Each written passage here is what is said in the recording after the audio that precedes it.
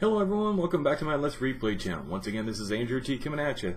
And today we're going to be reviewing the last three Let's Replays I did because I took last week off for a hockey tournament of Freedom Force, Brutal Legend, and Half-Life 2. Now, as always, we'll start with the first one I did, which was Freedom Force. And this was a game that had a lot of nostalgia for me just because I was really into the superhero genre whenever I first played it. But it doesn't quite hold up to the test of time here. Also because of the mechanics and of the speed of the game. Now, I know it's not that slow, but getting around just feels so clunky.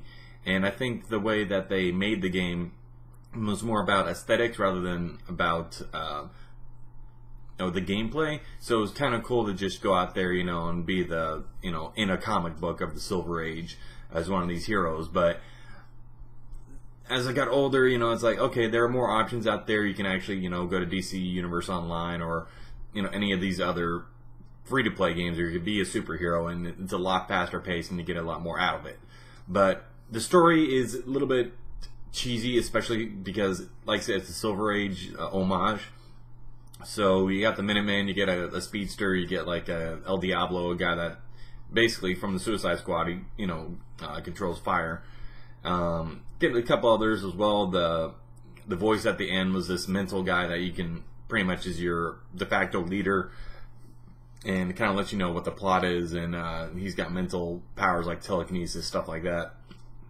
So it has all the tropes of the superheroes that you kind of know and love, but just under different character names and in the Silver Age type of writing. The problem with the game is that, like I said, the speed is a really big thing and the graphics don't really hold up. So getting around, like I said, when I played this the first time, once I got the speedster, I just used him for everything. I'm like, all right, everyone else stay there.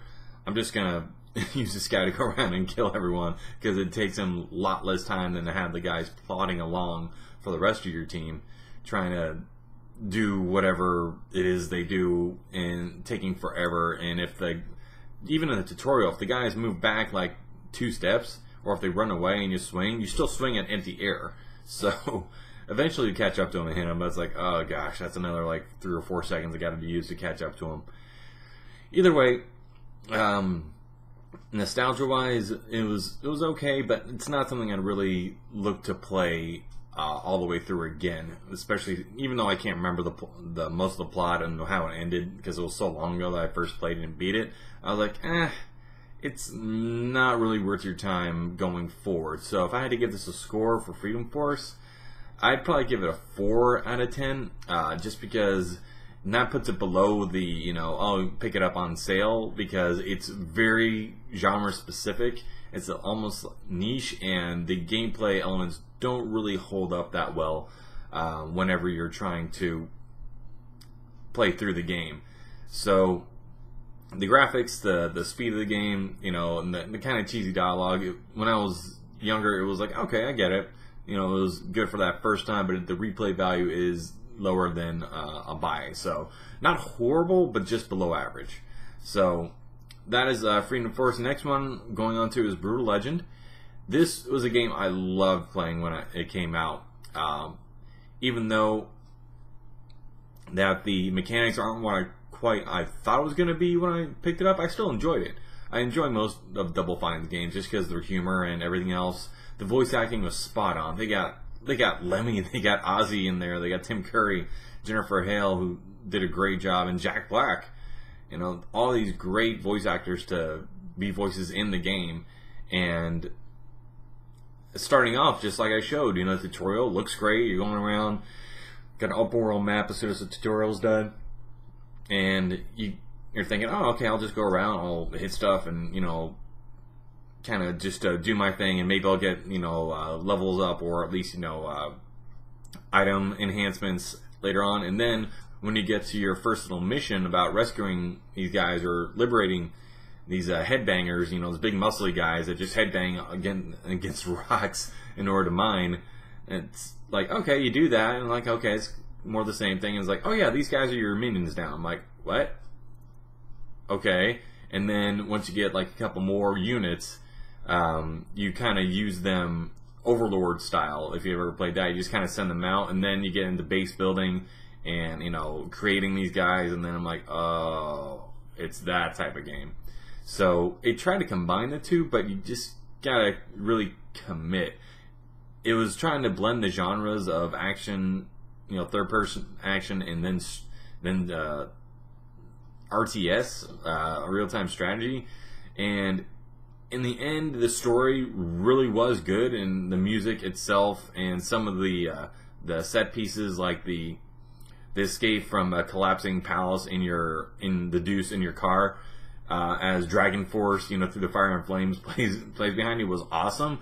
But the majority of the game, after you get out of the tutorial, is just base building and sending these guys to attack. I'm like, I really didn't want to play real-time strategy. I mean, like I said, I got through it because I liked the story and I liked the music so much, but I was not too much of a fan of the real-time strategy aspects of it. I like the exploration. I like the open world aspect of the maps, kind of going around seeing. They put a ton of stuff in the game for you to find and do just in the map alone. And like I said, the voice acting was superb, but when it came down to it, for a replay value, I'm like, I don't want to go through the RTS aspects of it again. I know how it ends. I remember how it ends. I remember most of the stuff you could do, and I don't feel like exploring the exploring the map again just to see all the little tidbits. So if I had to give this a score, I'd probably put it around a 5 out of 10, because if you want to pick it up, you're a Double Fine fan, and you kind of like the ambiance of it, like the metal, the cars, all the people that were in it. I mean, Lemmy was freaking great, rest in peace, and Ozzy's still with us. So if you want to get just like a nostalgia piece for Double Fine, I would definitely pick it up. But it's definitely a 5 out of 10, just for the fact that it's not horrible, it's not great, but if you played before, you kind of already know what to expect. So if you haven't, and you're kind of interested in it, I would definitely recommend it on sale. Just pick it up if it's like less than $5 and just go through it, just to kind of see some really good music and set pieces. But just kind of hold your breath through the RTS aspects of it. And last is Half-Life 2. Now, this is a game I still playing afterwards, so that kind of gives you an idea of how much I like the game and how good the mechanics are and the gameplay is still to this day. So Half-Life 2, like I said, I did not get to play through the whole first one when it came out, but everyone was just raging about Half-Life 2. Like, this was the first game that was just... the hype was so high on it, and the little tidbits they were getting out in E3 and the game... not the gameplay, but the tech demos and all the stuff that were going on were just insane for the time. Like, all this stuff you could do, the physics, the gravity gun, they showed that off. They had, a thing where you picked up a camera, and if you turn it upside down, the picture that would show in the camera from the TV would flip upside down too. This was all groundbreaking at the time. And the level of detail they put into every single room and area of the game was very, very high at the time. Even though, looking back on it, when you're going up the coast and through the cities, it is very linear, but it's not so linear that you can't explore a little bit to the sides and try to find the secrets and stuff like that. So that kind of keeps you coming back for some replayability. The graphics, after I bumped them up, the graphics look decent. They're not anywhere like any of the other modern first-person shooters, but they're serviceable. They're good, above average. So it still holds up to this day. And then the mechanics of that they throw at you, they kind of throw different stuff at you, different weapons throughout the game. So that way, it's not like the old first-person shooters where you go to like level 1, level 2, level 3, then maybe you get a better gun or find a better gun or you find a secret for a better gun. It's like, no, you just kind of pick them up throughout the game and you can't really miss them because either enemies drop them or you're specifically given to them and there's no way to drop them because like the old FPSs, you can carry like 12 guns on your person at any one time. But the gravity gun is still so much fun to use.